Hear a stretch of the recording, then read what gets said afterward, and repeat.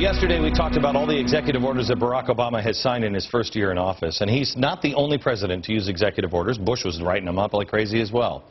Over the years, presidents have signed some amazing orders, giving them the ability to wield incredible power that would essentially, if they acted upon them, make them rulers over our country. Constitution is out.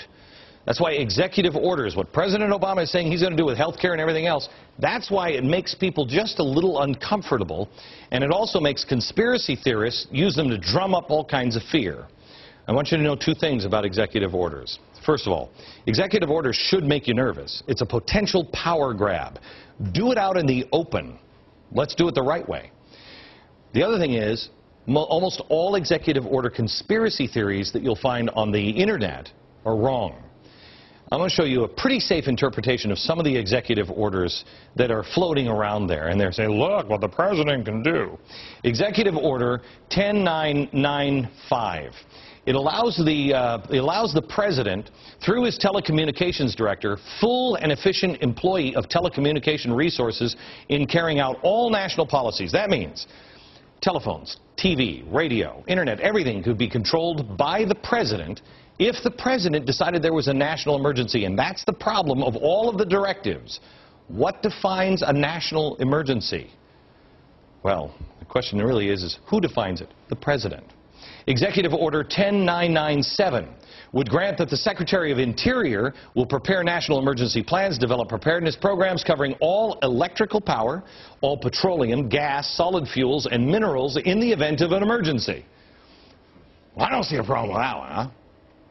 Executive Order 10998, the Secretary of Agriculture shall prepare national emergency plans and develop programs covering food resources, farm equipment, fertilizer, food resource facilities, as defined below. They could do the fire control, defense against biological warfare, chemical warfare, radiological fallout, pertaining to agricultural activities, and rural defense information and education. That just means the Secretary of Agriculture, under the direction of the President, could control all food production and distribution in the United States of America. What kind of power could you possibly wield if you control the food supply? Executive Order 10999, development and coordination over all policies, plans, procedures for the provision of a centralized control of all modes of transportation in an emergency for the movement of passenger, freight traffic of all types, control all types of modes of transportation. That's... Okay, now here's the part you need to understand. All of these orders were signed on the same day, February 16th, 1962. John F. Kennedy. If enacted, they would have given the President of the United States control over all media, telephones, power, fuel, minerals, all of our food, all of our transportation. What could possibly go wrong? Fortunately, all of these executive orders, and this is what you will not find out on the internet, they were revoked by another president, Richard Nixon. And I thought I hated this guy. JFK was most likely responding to the Cuban Missile Crisis, and he was just preparing for a potentially massive war with the Soviet Union by signing these orders in the first place. So if you get some friend who says, hey, I found these executive orders and Obama's put them in place. No. It was JFK. And this guy revoked them all. But the point is, you got to do your own homework. You got to not listen to conspiracy theories. You don't want this kind of power in the hands of anybody. But you really have to take a breath and really think about it when the person that is in power believes that the Constitution reflects an enormous blind spot from American culture. That the Constitution reflected an enormous blind spot in this culture that carries on until this day, and that the framers had that same blind spot. Okay. All these orders were rescinded. But I go back to my first point. Our executive now is looking at signing new executive orders on health care and everything else. Cap and trade. Executive orders should make Americans nervous because it's really not our system. It's not. It's with a stroke of a pen. And in the time of an emergency, even the best-intentioned president may seize control. But every U.S. president that believes in the U.S. Constitution will give that power back to the people. Back in a minute.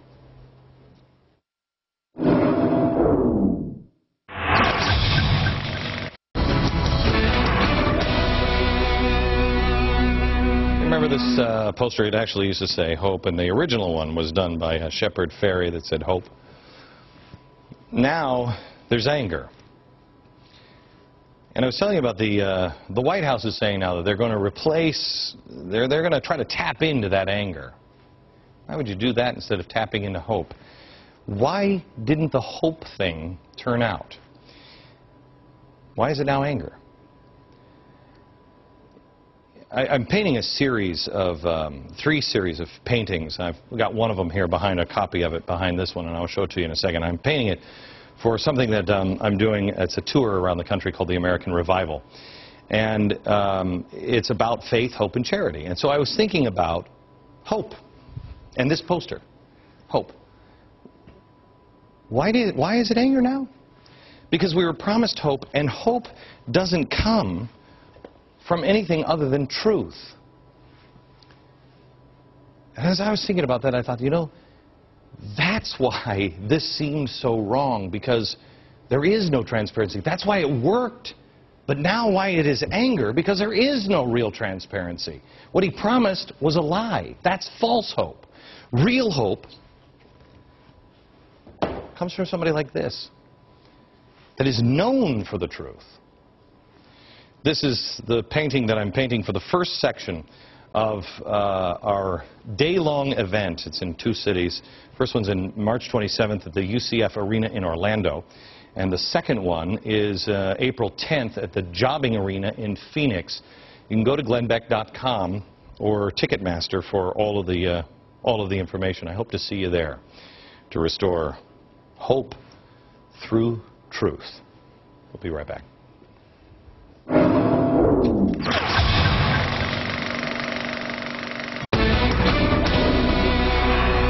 I'm just looking at this chart that we did earlier today, and here are the fringes. Most people are somewhere in here.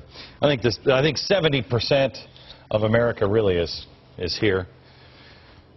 You have to ask yourself, as we're looking to our leaders and we're going through a tough time, and economic tough time is coming. We're not past the worst of it. I hope I'm wrong. Prepare for the worst. Hope for the best. You have to ask yourself, where are you? Are you on the progressive side? Are you on the conservative side? Are you on the crazy fringes of either side? Where are you? I've been thinking about this, and so I've invited an audience to come in with me next Friday, a week from Friday. I have a special show. I think we're going to do a quiz for America. If you happen to be in the New York area, we'll hope to have you here, but otherwise watch a week from Friday. I think it's time we figure out exactly who we are. Because I think there's a lot of people, have you noticed? There's a lot of people now that just they're just arguing politics. They were for, I noticed this the other day when Joe Biden was using as a defense, you know, Dick Cheney. We've done all of these things. They were doing exactly the same thing that George Bush was doing. I thought, wait a minute, that should really hack off the Democrats. But it doesn't for some reason or another. When George Bush was spending like a madman, it didn't hack off the Republicans for some reason. That's not right. I don't think we really know who we are. So next Friday, we'll figure it out, who we are. The only way really to get through it, the only way to really have hope is to have truth and know who we are. It'll take us through the tough times. From New York, good night, America.